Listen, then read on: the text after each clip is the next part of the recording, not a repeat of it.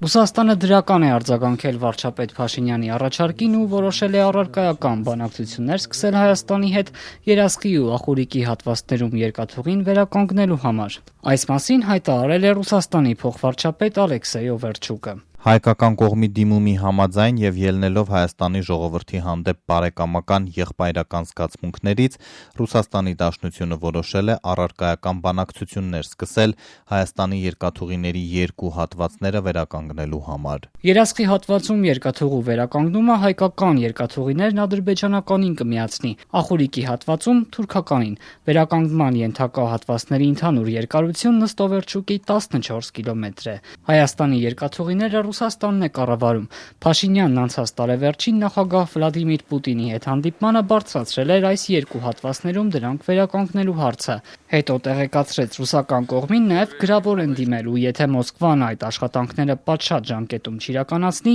Երևանը պատրաստ է պետական միջոցներով վերականգնել ենթակառուցվածքները։ Երևանը պաշտոնապես հայտարարում է, ցանկանում են, որ Հայաստանի հարավում թրիփի գործարկումից հետո երկաթուղին, որը դեռ պետք է կառուցվի Սյունիքում ու Ադրբեջանի հիմնական մասը Նախիջևանի հետ կապի,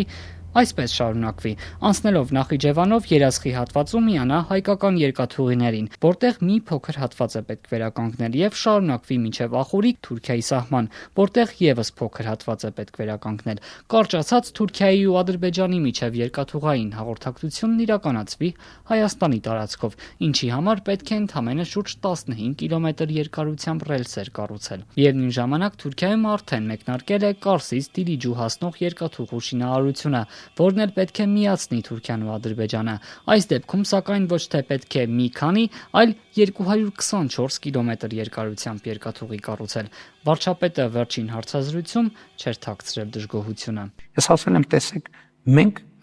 գնում ենք կարգավոր, մենք գնում ենք խաղաղության, այսինքն մենք արդեն խաղաղության պայմաններում ենք եւ Հայաստանով անցնում է երկաթուղի։ Ինչու է մի քանի միլիարդ դոլար ծախսում ստեղծելու համար մի բան,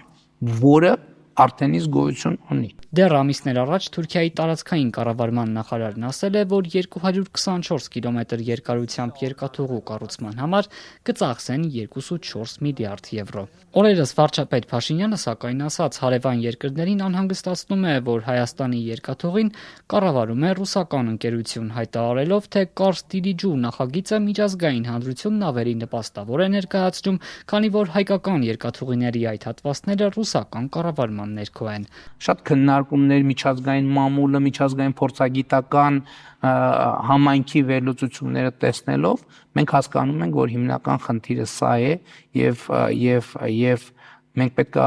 հասկանանք ինչ լուծումներ ունենք այսպես։ Ըստ Նիկոլ Փաշինյանի Հայաստանը կորցնում է մրցակցային առավելությունը, ուստի մեջբերեմ ստիպված է լուծում գտնել։ Թե ինչպես են պատրաստվում լուծել հարցը, արդյոք պատրաստվում են խզել ռուսական կողմի հետ պայմանագիրը, վարչապետը չպարզաբանեց։ Փաշինյանը նաև տեղեկացրեց, թե հարցը քննարկել է Թուրքիայի ու Ադրբեջանի ղեկավարների հետ։ Մոսկվայի համաձայնությունը երասխի ու ախորիկի հատվածներում երկաթուղու վերականգնման շուրջ բանակցություններ սկսելու համար վարչապետ Փաշինյանի այս խոսքերին ու Միացյալ Նահանգների փոխնախագահ Ջեյ Դի Վենսի տարածաշրջան այցին է հաջորդում, որը ոչ միայն տրանսպորտային ենթակառուցվածքներից խոսեց, այլև հայտարարեց, թե ամերիկյան փոքր մոդուլյար ռեակտորները Հայաստան կհասնեն։ Երևանն ու Վաշինգտոնը խաղաղ միջուկային համագործակցության շուրջ բանակցություններն ավարտելու մասին համաձայնագիր ստորագրեցին։ Այս իրադարձությանն էլ ռուսական կողմի արձագանքը չուշացավ։ Նախ փոխարտգործնախարար Միխայիլ Գալուզինը պնդեց, թե Հայաստանը ռուսականին իրական այլընտրանք չունի։ Այսօր էլ գերատեսչության պաշտոնական ներկայացուցիչ Մարիա Զախարովան հայտարարեց, թե Երևանի ընտրությունն իրենց մոտ հարցեր է առաջացրել։ Ինչ են այդ ռեակտորները իրենցից ներկայացնում եւ որտեղ են արդեն շահագործվում։ Մի շարք հայկական լրատվական միջոցներ շտապեցին լուրը մատուցել որպես Վաշինգտոնի կողմից հանրապետության տնտեսության մեջ կատարվող աննախադեպ ներդրում։ Սակայն առանցքայինը նախագծի ֆինանսական հարցն է։ Ռուսական կողմի տեղեկություններով խոսքը ոչ թե Միացյալ Նահանգների ուղղակի ներդրումների, այլ մի սխեմայի մասին է, որի դեպքում վճարելու է հայկական կողմը։ Պաշտոնական Երևանը դեռ վերջնական չի հայտարարել, որ երկրի տեխնոլոգիան է ընտրելու փոքր մոդուլային ռեակտորի համար։